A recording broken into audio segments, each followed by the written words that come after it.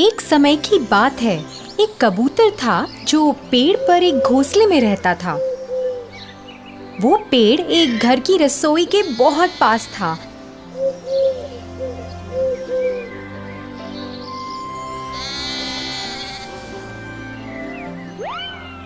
और उसमें काम करने वालों को कबूतर बहुत पसंद था। वो लोग अक्सर उसे दाना डालते थे और उसका खूब ख्याल रखते थे। कबूतर अपनी जिंदगी से खुश था और उसे अपने घर से बहुत प्यार था।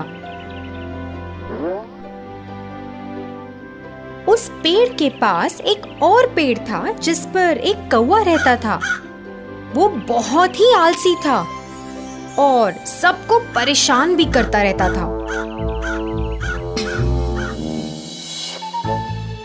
वो दूसरे पंछियों का खाना ले लेता था और कभी उनका घोंसला भी खराब कर देता था क्योंकि उसे खुद मेहनत करने में आलस आता था।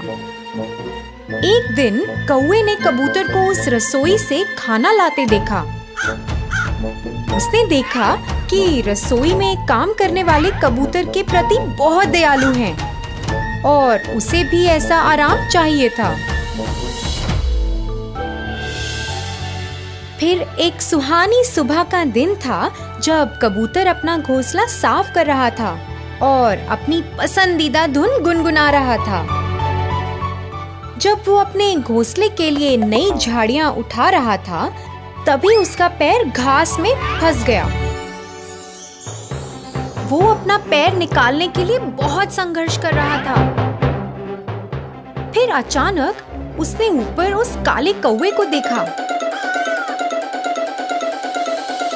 फिर कौवा बोला, हेलो दोस्त, ऐसा लगता है कि तुम फंस गए हो। क्या मैं तुम्हारी मदद कर सकता हूँ?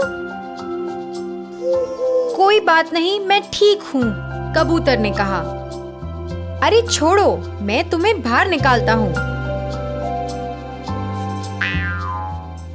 कौवे ने झाड़ियों को खींचा और कबूतर का पैर बाहर आ गया।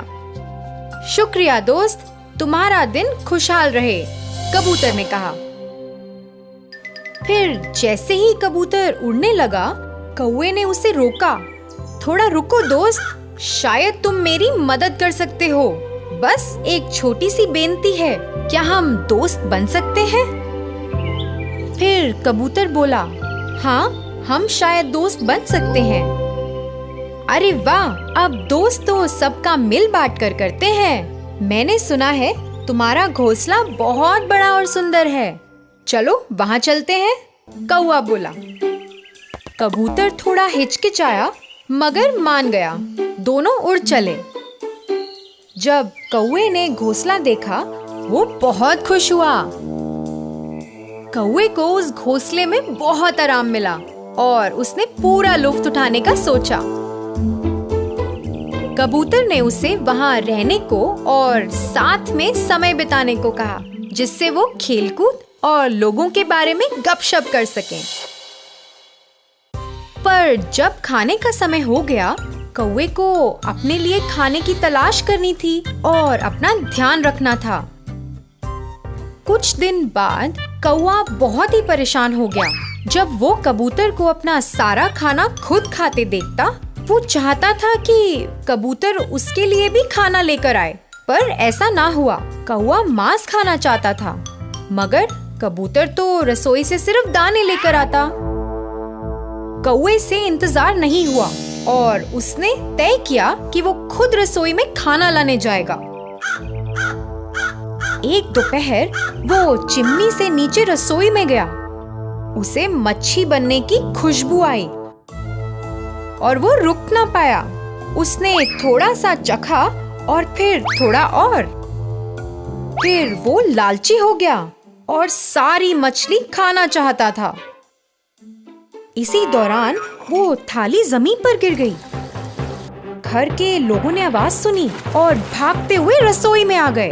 कौवा थर-थर कांपने लगा और भागने की कोशिश करने लगा मगर बहुत देर हो चुकी थी। एक आदमी ने उसे पकड़ लिया और दूसरे ने कटोरे से कौवे के सर पे मारा। आपने देखा कैसे लालच और स्वार्थ किसी को भी मूढ़ बना सकता है। हमें उम्मीद है ये कहानी आपको बहुत पसंद आई होगी। धन्यवाद।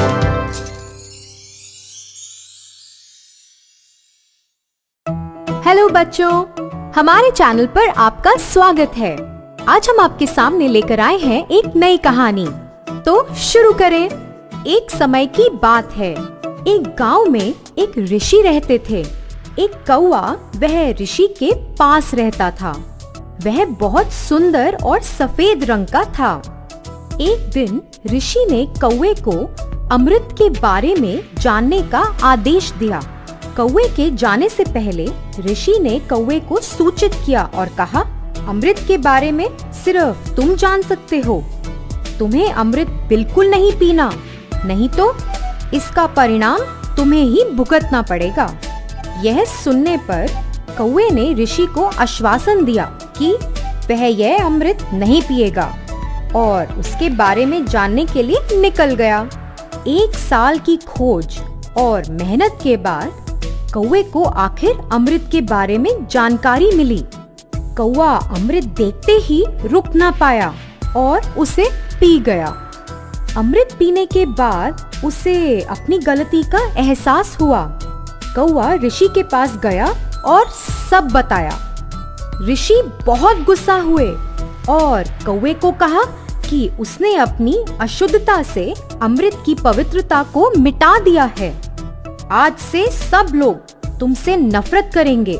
सारे पक्षियों में से तुम्हें ही नापसंद करा जाएगा। मानवता तुम्हें हानिकारक समझेगी। तुम्हें शांतिपूर्ण मृत्यु भी प्राप्त नहीं होगी क्योंकि तुमने अमृत को अशुद्ध करा है। अचानक कौवा सफेद से काला हो गया। कौवे ने ऋषि से बहुत बेनती करी पर ऋषि ने उसकी एक ना सुनी और वहाँ से चले गए। कौवे को अपने किए पे बहुत पछतावा हुआ। तो बच्चों, देखा आपने कैसे कौवे का रंग सफेद से काला हुआ। धन्यवाद बच्चों। हमें उम्मीद है आपको यह कहानी बहुत पसंद आई होगी। हमारे चैनल को सब्सक्राइब करना मत भूलना। हेलो बच्चों, हमारे चैनल पर आपका स्वागत है। आज हम सुनेंगे एक समझदार चूजे की कहानी। एक समय की बात है। एक सुंदर से गांव में नदी के किनारे एक झोपड़ी थी। झोपड़ी में एक मुर्गी थी। मुर्गी ने 12 अंडे दिए। 10 अंडों में से प्यारे चूजे निकले मगर 2 अंडे ही रह गए। कुछ समय बाद मुर्गी अपने 2 अंडों को झोपड़ी में ही छोड़कर अपने चूजों के साथ खाना ढूंढने निकली। तभी उसके एक अंडे में से टूटने की आवाज आई। उसमें से एक प्यारा चूजा निकला। बेचारा चूजा अपनी माँ को ढूंढने लगा। वह बहुत दुखी हो गया। उसने सोचा कि अब मैं अपनी माँ को ढूंढूंगा और वह अपने परों को हिलाते हुए अपनी माँ की खोज में निकल पड़ा। अपनी झोपड़ी से बाहर निकलते ही उसे घास चरती गाय दिखती है। चूजा वह गाय को बहुत उत्सुकता से देखता है और कुछ ही देर में वह गाय चूजे से पूछती है कि तुम किसे ढूंढ रहे हो। मासूम सा चूजा बोला, क्या तुम मेरी माँ हो? गाय को दया आई और वह बोली, मुझे देखो, मैं कितनी बड़ी हूँ। तुम्हारी माँ तो मुझसे बहुत छोटी होगी। ओ, तो मेरी माँ आपसे छोटी है, चूजा बोला और अपनी माँ की खोज पर निकल पड़ा। कुछ देर बाद चूजे को एक घास खाती हुई बकरी दिखी। वह उस बकरी के पास जाता है और कहता है, तुम गाय से कद में छोटी हो, क्या तुम मेरी माँ हो? बकरी बोली, हाँ, मैं गाय से तो छोटी हूँ, मगर देखो मेरे 4 पाँव हैं। तुम्हारी माँ के तुम्हारी तरह 2 पाँव और पंख हैं। बेचारा चूजा फिर से बहुत उदास हुआ और खोज पर निकल पड़ा।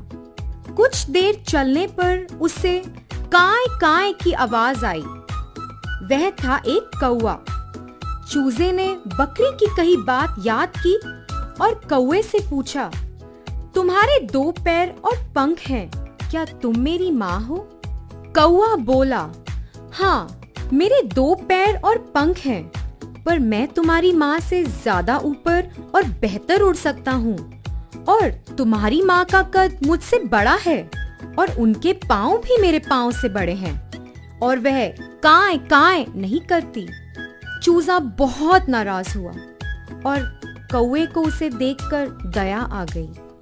वह बोला, नाराज मत हो दोस्त, थोड़ा आगे जाओ, तुम्हें अपनी माँ मिल जाएंगी। कौवे की बात सुन के चूजा प्रेरित हो गया और खोज पर चल पड़ा।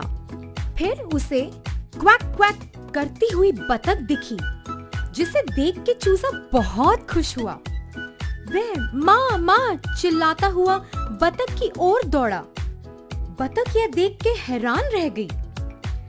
तुम इतनी हैरान क्यों हो? मैं तुम्हारा ही बच्चा हूँ, चूजा बोला। अरे नहीं बेटा, मैं तुम्हारी माँ नहीं हूँ, बतख बोली। यह सुनते ही चूजा रोने लगा और सोचा कि अब वह अपनी माँ को कभी ढूंढ नहीं पाएगा। बतख भी उदास हो गई और बोली, तुम रो क्यों रहे हो बच्चे? चूजा उसे अपनी कहानी सुनाने लग पड़ा। फिर बतख बोली, बेटा तुम क्वैक क्वैक नहीं करते, तुम्हारी माँ कुकड़ुकू बोलती है। तभी एक कबूतर पेड़ पर बैठा यह सब सुन रहा था और उसने चूजे की मदद करने का सोचा और चूजे के पास आया। तुम इस तालाब के किनारे जाओ, वहाँ तुम्हें शायद अपनी माँ मिल जाए, कबूतर बोला। चूजा कबूतर की बात मानते हुए निकल पड़ा और कुछ ही देर में उसने कुकड़ुकू की आवाज सुनी। वह उस आवाज का पीछा करते हुए दौड़ा। फिर उसने एक मुर्गी को देखा, जिसके 2 पैर कौवे से बड़े थे और कुकड़ुकू भी सुना। उसने तो सोच लिया कि ये उसी की माँ है और माँ माँ पुकारता हुआ भागा। मुर्गी ने ये सब सुना और अपने चूजे को पहचान लिया। उसने चूजे को अपनी ओर आने को कहा और उसे अपनी बाहों में ले लिया और वह उसे प्यार से संतुष्ट करने लगी। मुर्गी बोली, तुम इस झोपड़ी के बाहर क्यों गए? मैं तो सबके लिए खाना लेने गई थी। मुर्गी जानना चाहती थी कि वह बेचारा कैसे उसकी तलाश में दर दर भटका। चूजा अपनी माँ को सारी कहानी सुनाता है कि कैसे बहुत बहादुरी के साथ इस रोमांचक सफर पर निकला। मुर्गी को अपने चूजे की बहादुरी पर बहुत गर्व हुआ। धन्यवाद बच्चों, आपका दिन शुभ हो। हमारे चैनल को सब्सक्राइब करना मत भूलना।